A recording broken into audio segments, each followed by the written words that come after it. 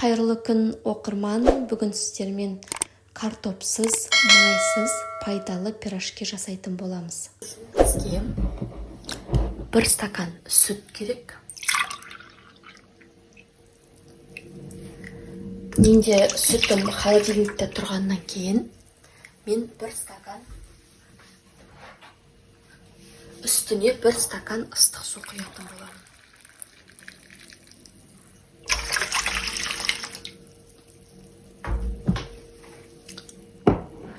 Енді осыған 1 ас қасық қант салатын боламыз.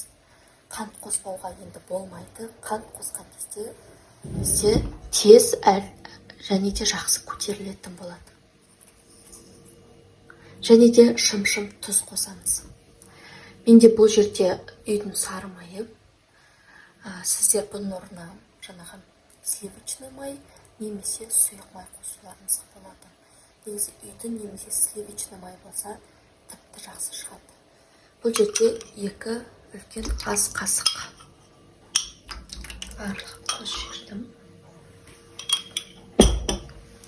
енді осылай 2 жуылған жұмыртқамызды салатын боламыз.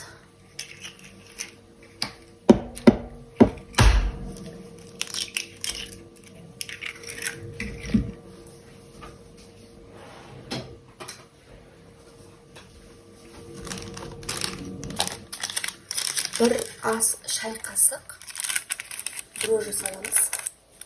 Өзі бұл дрожжамыз ешқашан өзгермейді. Енді сіздер бұл қамырмен тек пирожки ғана емес, қиықша, жаңағы булочки, тапанан барлығын істей бере аласыздар бұл қамырмен. Булочки жасайтын болсаңыздар, қантын көбірек салуларыңызға болады.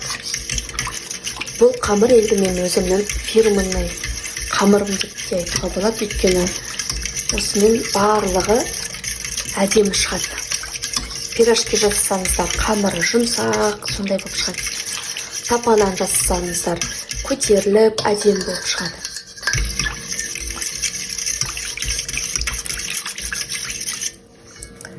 Әбден араластырып алдық. Енді бұған ұнымызды салатын боламыз. Ұнды міндетті түрден алдын ала ситадан өткізіп алған дұрыс. Қамырымызды жасап аламыз. Енді бұны тынықтырып қоямыз. 30 минутта көтеріліп қалады. Оған дейін салмасын жасай береміз. Менде салмасына жұмыртқа және укроп. Мен 7 жұмыртқа пісіріп алдым. Енді осыларды турап аламын. Енді сіздер өз қалауларыңызша капустамен, етпен, картоппен істеулеріңізге болады. Үйде піскен еттер қалып қойған жағдайда мен оларды осылай турап-турап, жуамен қуырып, осылай пирожки жасап жіберем. Және де обедтен турап алдық. Менде үйде укроп қана болып тұр. Негізі көк жуа қосса өте дәмді болады. Көк жуа оған менде болмай тұр. Сондықтан да мен укроп қосып жатырмын. Енді бұған шамалы тұз қосамыз. Қара бұрыш.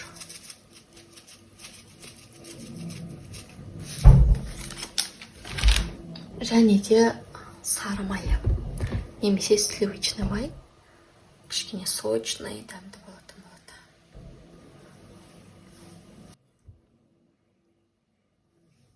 Нанымыз деген күшті болып көтерілді. Енді жұмысымызды бастайық.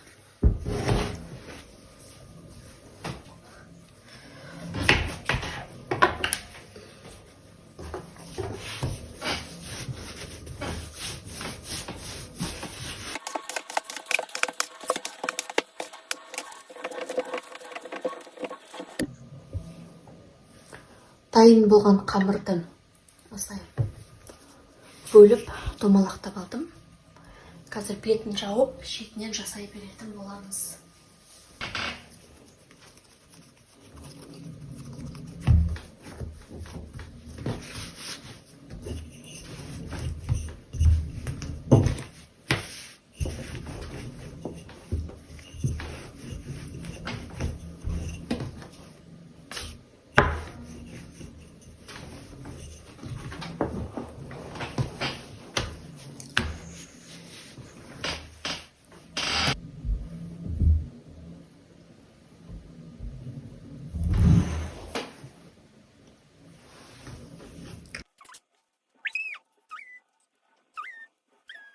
А,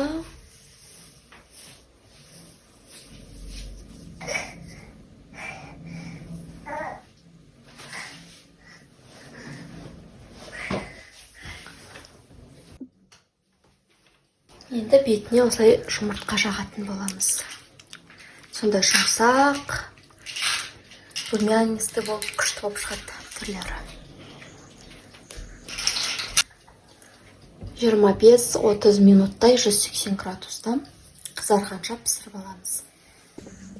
Осындай қып-қызыл, жұп-жұмсақ, болып шықты. Рецепт ұнаған жағдайда каналыма тіркеліп, комментарий жазып, лайк қойып кетіңіздер.